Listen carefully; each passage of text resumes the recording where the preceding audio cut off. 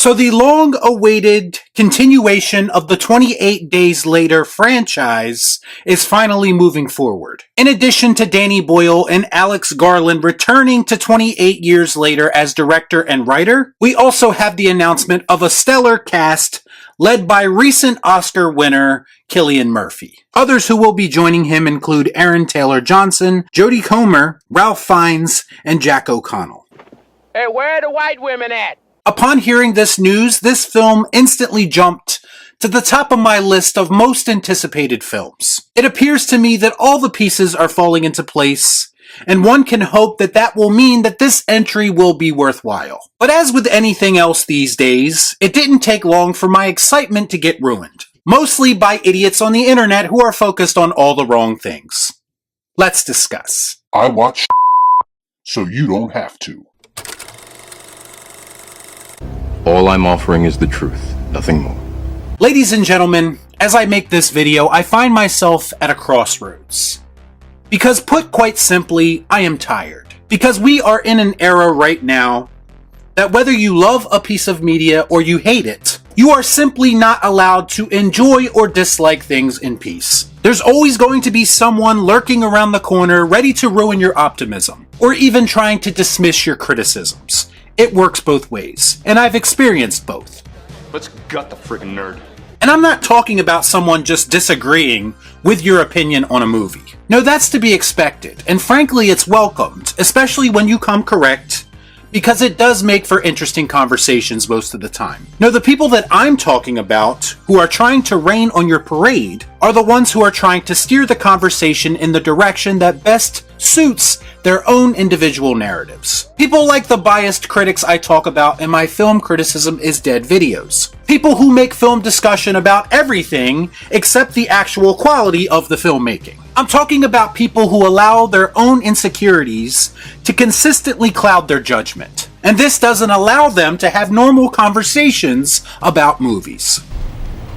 Why are you the way that you are? And what do I mean by that? Well, I came across this tweet that was a response to the 28 Years Later casting announcement. Richard Newby says, "All these folks are great, but I do hope that when Nia DaCosta directs the second installment, that we get some color." That's racist. So to recap, over the last few days we have learned that there are too many women in George Miller's Apocalypse, and apparently there are too many white people in Danny Boyle's Apocalypse. And you wonder why I say both sides of this argument have become annoying. Two sides of the same up coin.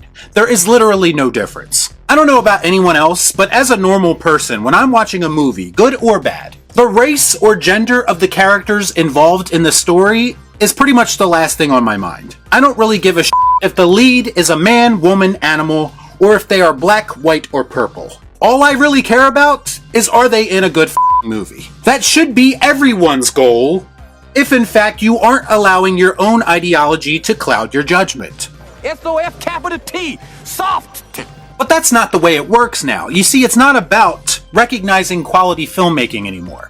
No, it's about sending a message. And again, this works in both directions, so don't try to say I'm taking sides here. Instead of talking about Cillian Murphy's triumphant return to the franchise that put him on the map, after he reached the pinnacle of his career, this is what people want to focus on instead. Instead of celebrating the dream team of Alex Garland and Danny Boyle getting back together and hopefully creating magic, this is what people want to focus on instead. Instead of everyone theorizing and building anticipation for what this world might look like 28 years later, this is what people want to focus on instead. And I know what you may be thinking, this is just one person.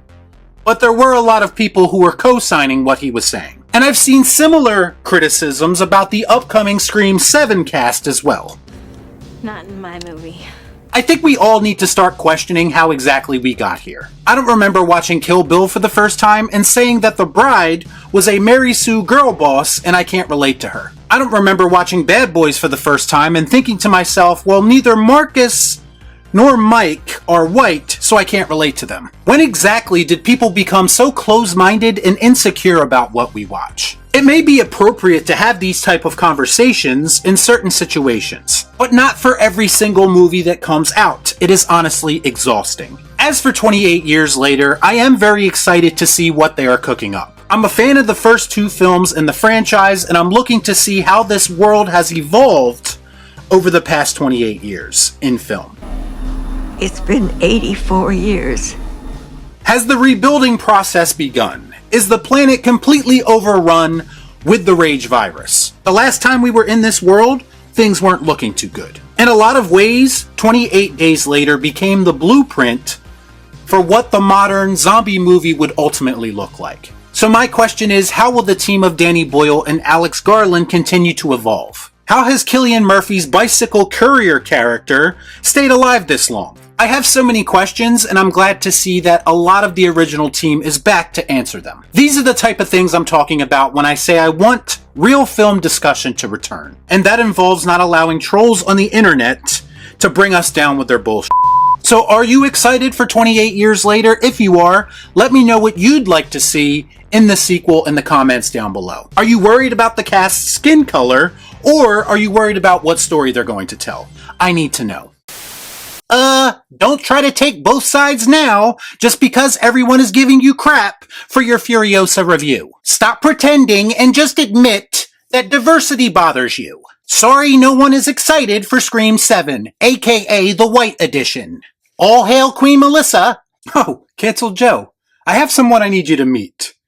This is Grifter Joe. Listen, as long as they don't turn it into feminist propaganda and call it 7 days later, I'm gonna be happy. Actually, probably not, because everything sucks. Sheila, bring me a beer. Y'all be cool. Right on.